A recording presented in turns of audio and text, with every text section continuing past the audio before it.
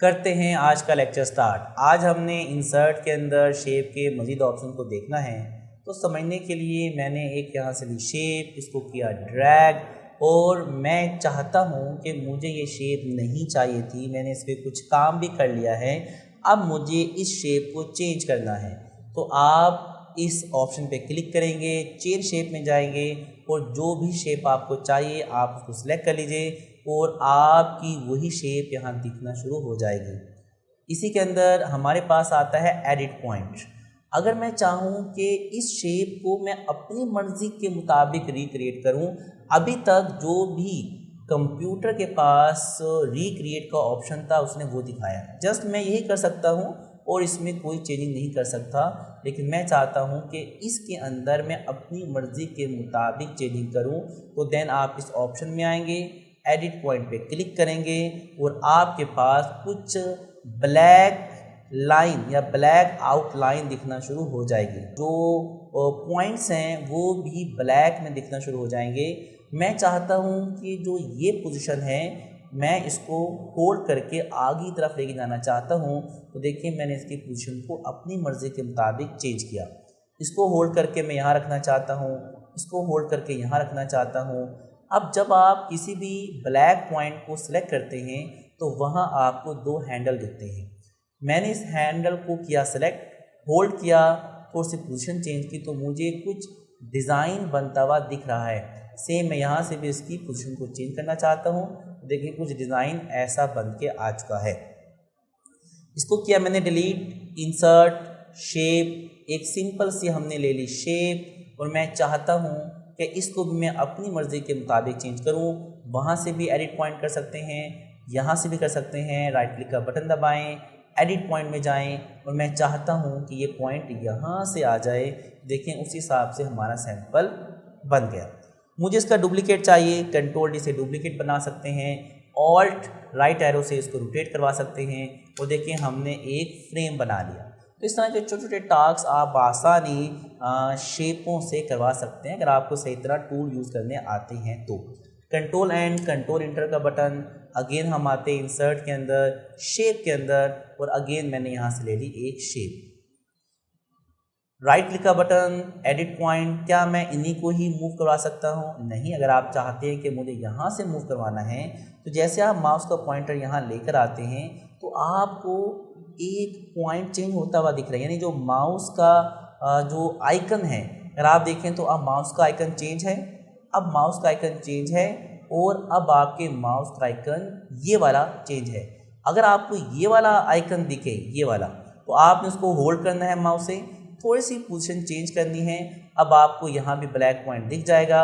अब आप इस येलो पॉइंट को होल्ड करके कहीं भी रखना चाहें रख सकते हैं और अपनी डिज़ाइनिंग करना चाहें डिज़ाइनिंग कर सकते हैं। कंट्रोल डी से डुप्लीकेट बनाया, ऑल्ट राइट एरो से उसको रोटेट किया, तो उसको उठा के हमने ऊपर रख दिया तो कुछ सैंपल आपको इस तरह का दिखना शुरू हो जाएगा। तो इस तरह के कमाल डिज़ाइन आप यहाँ से कर सकते हैं। सबको सिलेक्ट करें, डिलीट करें, इंसर्ट में आएँ, शेप के अंदर आएँ और अब हम दोबारा से एक शेप लेना चाहेंगे और मैंने शेप को कर दिया ड्रैग। मैं चाहता हूँ कि मुझे इस शेप के अंदर लिखना है। टेक्स्ट बॉक्स पे क्लिक करेंगे, क्लिक करने के बाद अब आपका जो माउस का निशान है वो चेंज हो चुका है। कहता है कहाँ चाहिए राइटिंग, जहाँ चाहिए वहाँ आप कर दीजिए ड्रैग ऐसे, और ड्रैग करने के बाद अब मैं यहाँ लिखना चाहूँगा जी ऑफिस। ऑफिस लिखने के बाद स्पेस का बटन, राइटिंग के साइज़ को मैं यहाँ से बढ़ा लेता हूँ। अब मेरे पास दो काम हुए हैं, उसने मुझे शेप के अंदर ही राइटिंग लिख कर दी है, यानी शेप के अंदर ही कहा कि आप राइटिंग लिख सकते हैं। क्या ये काम मैं डायरेक्ट इस शेप में कर सकता हूँ? यस। अगर आपको इस तरह का भी डिज़ाइन बनाना हो तो ये भी अच्छा दिख रहा है, लेकिन अगर आप चाहते हैं कि मुझे अलग से नहीं लेना, इसको कर दीजिए डिलीट, मुझे इसी ही शेप के अंदर लिखना है, इसको सिलेक्ट कर लीजिए। सिलेक्ट करने के बाद जो लिखना हो वो आप टाइप कर दीजिए। अब मैंने कंट्रोल ए से किया सिलेक्ट, साइज़ को बड़ा किया और मेरे पास प्रॉपर डिज़ाइन बन के आ चुका है। अब पहले वाले में और अब वाले में क्या फ़र्क है? पहले वाली जो राइटिंग थी वो अलग थी शेप से, मैं उसको कहीं भी उठा के रख सकता था और अगर आपको दोनों को मूव करवाना होता तो वो पॉसिबल नहीं था। लेकिन अगर मैं अब इस शेप को मूव करवाता हूँ तो राइटिंग भी साथ साथ इसके मूव करेगी क्योंकि ये शेप के अंदर अवेलेबल है। नेक्स्ट हमारे पास जो फंक्शन आता है वो शेप स्टाइल है। अगर मैं चाहता हूँ कि मुझे इस शेप का स्टाइल चेंज करना है, तो आप इस एरो पे क्लिक करेंगे, अपना पॉइंटर जिस पे रखेंगे वैसे ही सैंपल आपको कंप्यूटर बनाकर देगा और काफ़ी इंटरेस्टिंग है। सबको एक्सप्लोर करके ज़रूर देखें कि इससे क्या क्या पॉसिबल है। अगर मैं चाहूँ कि मुझे जस्ट राइटिंग देखनी हो तो यस आप ये भी ले सकते हैं। मुझे राइटिंग विद बॉर्डर देखना है तो यस आप ये भी ले सकते हैं। और अगर आप चाहते हैं कि मुझे तो उसको करना है ट्रांसपेरेंट तो आप इन ऑप्शन को भी यूज़ कर सकते हैं। मैंने इस डिज़ाइन को किया क्लिक, इंसर्ट शेप और यहाँ मैंने शेप को किया ड्रैग और मैं इसका कलर चेंज करना चाहता हूँ रेड में। रेड करने के बाद अब मैं करना चाहूँगा इसको सेट टू बैक। अब आप अगर नोट करें तो ये ट्रांसपेरेंट है, यहाँ से है तो बैकअप का वाइट कलर है वो इसमें से दिख रहा है। और अगर इतने हिस्से पे है तो क्योंकि बैक पे आपका रेड है तो रेड दिख रहा है, तो आप इस तरह का डिज़ाइन या ट्रांसपेरेंसी करके और अपने कामों को आसान कर सकते हैं। अगर मैं चाहूँ कि मेरे पास अगर तस्वीर है तो क्या वहाँ भी ये टास्क करेगा? यस, आप इंसर्ट में आएँ, पिक्चर में आएँ, दिस डिवाइस में आएँ, जहाँ इमेज है आप उसको सिलेक्ट कर लीजिए। अब ये मेरी तस्वीर है ही पीछे, देखिए मेरी तस्वीर इस वक्त पीछे है और ये मेरे पास जो शेप है वो आगे है। मुझे शेप भी दिख रही है, मुझे राइटिंग भी दिख रही है और मुझे शेप के पीछे से उस पिक्चर का पार्ट भी दिख रहा है। और ये पॉसिबल हो पाया है मेरे ट्रांसपेरेंट फंक्शन की वजह से। आप चाहे तो इन ऑप्शन को भी इस्तेमाल कर सकते हैं, जो आपको काम के साथ चाहिए आप उसको इस्तेमाल कर लीजिएगा। अगर आप चाहते हैं कि मैंने इसको ट्रांसपेरेंट तो कर दिया है लेकिन कलर चेंज करना है, तो आप शेप फिल में आएंगे, अपना पॉइंटर जिस पे रखेंगे तो ट्रांसपेरेंट भी उसी कलर का ही आपको करके देगा। अब हम दोबारा से इसको करना चाहते हैं एक कलर, डन। ये तस्वीर अब ओके है, इसको भी हम यहाँ रख लेते हैं। देखते हैं जी ये तस्वीर के साथ कैसा कॉम्बिनेशन बनाएगा। शेप फिल में आइए और मेरे पास यहाँ कलर्स अवेलेबल हैं, इनको हम सॉलिड कलर भी कहते हैं, जिसमें सिर्फ एक ही कलर अवेलेबल होता है। तो यहाँ मेरे पास डिज़ाइन बनाकर दिखा रहा है, जो आपको काम के हिसाब से बेहतर लगे आप उसको ले लीजिएगा। ये मेरे पास 10 कलर्स हैं, आप इनको भी इस्तेमाल कर सकते हैं। हाई कॉन्ट्रास्ट ओनली कलर चाहिए तो इसको ऑन कर लीजिए, तो आपको हाई कॉन्ट्रास्ट कलर ही दिखाएगा। अगर आपको हाई कॉन्ट्रास्ट नहीं देखने तो वो फिर सब दिखाएगा। अगर आप इसको ऑन कर लेंगे हाई कॉन्ट्रास्ट ओनली को, अगर आप इसको ऑफ़ कर देंगे तो फिर सारे के सारे कलर ही आपको दिखाएगा। अगर आप चाहते हैं कि मुझे अंदर का कलर ही नहीं देखना तो आप नो फिल कर सकते हैं। अब आपके इस शेप के अंदर कोई कलर नहीं है, ये ट्रांसपेरेंट हो चुका है। इसी के अंदर हमारे पास आता है मोर फिल कलर। आप इस पर क्लिक करते हैं, यहाँ भी काफ़ी सारे कलर्स हैं, यहाँ से भी कोई कलर ले सकते हैं या कस्टम में जाकर जो कलर आपने चूज़ किया होगा उसी कलर को डार्क या लाइट भी यहाँ से करवा सकते हैं। ओके दबाने पे वही कलर दिखना शुरू हो जाएगा।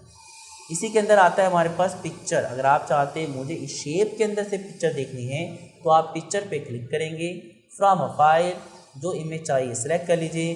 अब आपको उस शेप के अंदर से भी पिक्चर दिखना शुरू हो जाएगी।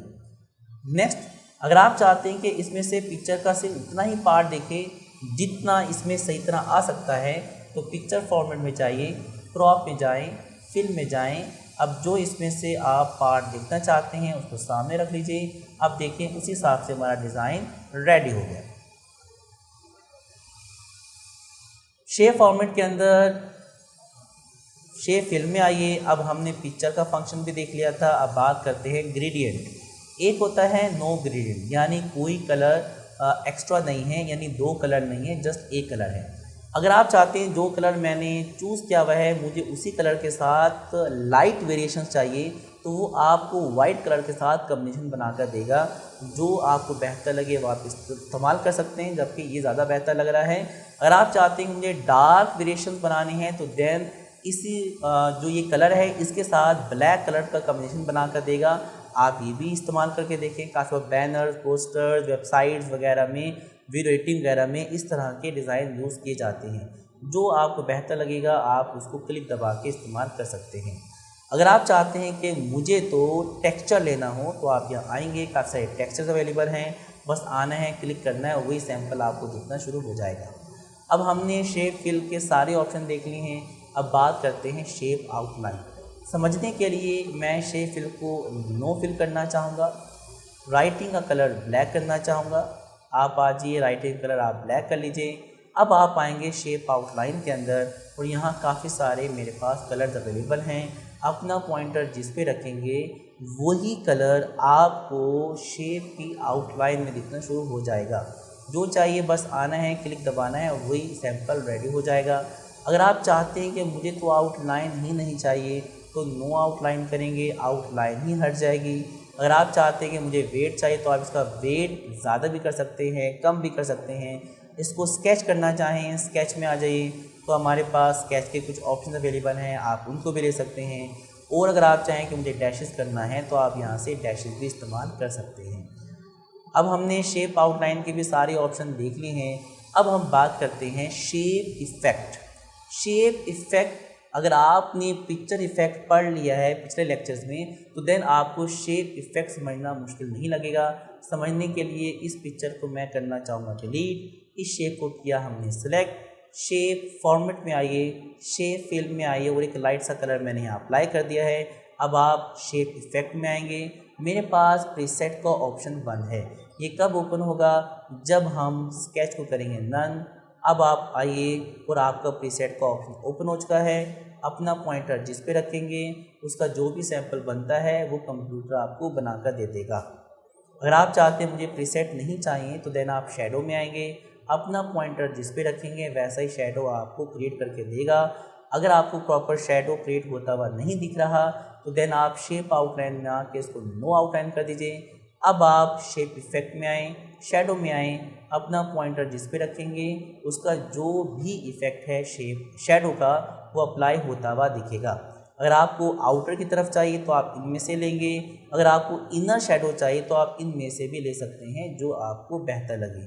अगर आप चाहते हैं मुझे प्रोस्पेक्टिव शेडो चाहिए तो आप इनमें से भी ले सकते हैं, जो काम के हिसाब से बेहतर लगे आप उसको क्लिक दबा के इस्तेमाल कर सकते हैं। नेक्स्ट आता है रिफ्लेक्शन। अब ये क्या करता है, इसका रिफ्लेक्शन नीचे की तरफ बनाता है।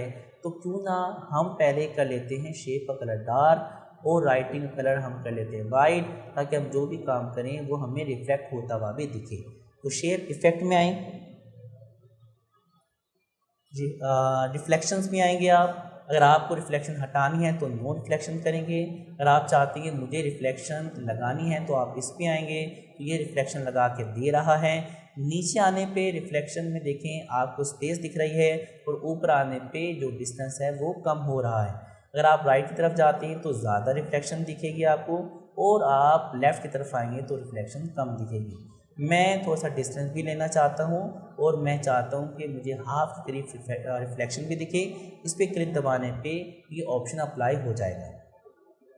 इसी के अंदर हमारे पास आता है ग्लो। अगर आप चाहते हैं मुझे कलर को साइड से बहाना है तो देन ये ऑप्शन सबसे बेस्ट हैं। तो उसको समझाने के लिए मैं एक लाइट कलर लेना चाहूँगा, राइटिंग कलर ब्लैक करना चाहूँगा।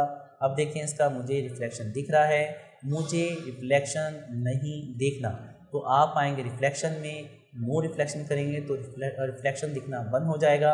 शेप इफ़ेक्ट में आएँ, ग्लो में आएँ, अपना पॉइंटर जिस पे रखेंगे वही ग्लो कलर आपकी शेप पे अप्लाई होता हुआ दिखेगा। जो काम के हिसाब से चाहिए आप उसको क्लिक दबा के ले सकते हैं। इसी के अंदर हमारे पास आता है सॉफ्ट एजेस। समझने के लिए आप पहले ग्लो में आएँ, नो ग्लो करें ताकि ग्लो हट जाए। शेप इफ़ेक्ट में आएँ, सॉफ्ट एजेस, अपना पॉइंटर जिस पे रखेंगे तो उसी हिसाब से आप जो शेप है वो सॉफ्ट एजेस में कन्वर्ट हो जाएगी। और अगर मैं कोई डार्क कलर ले लूँ तो डिज़ाइन कुछ ऐसा दिखना शुरू हो जाएगा। साइज़ को बढ़ाने पर कुछ न कुछ आपको चेंजिंग होती हुई भी दिखेगी। तो जो बेहतर लगे आप यहाँ से इस्तेमाल कर सकते हैं। मैं एक लाइट सा कलर लेना चाहूँगा ताकि ज़्यादा अट्रैक्टिव डिज़ाइन मुझे दिख सके। तो यस, मेरे पास देखें अट्रैक्टिव डिज़ाइन आ चुका है, सॉफ्ट एजेस हैं, कहीं से कॉर्नर नहीं दिख रहे हैं। अगर आप चाहते हैं कि ये पिक्चर पर आए तो सबसे बेस्ट है। पिक्चर में दिस डिवाइस डबल क्लिक करें और ये देखें अगर ये पिक्चर पे होगा तो कुछ इस तरह का डिज़ाइन दिखेगा। काफ़ी बार आपने बैनर्स में इस तरह के डिज़ाइन देखे होते हैं। पिक्चर नहीं चाहिए, सेलेक्ट करें, डिलीट का बटन दबाएं। शेप को हमने कर लिया select, shape format, shape effect, soft edges and no soft edges. तो मैं जो एजेस थे वो ख़त्म हो जाएंगे।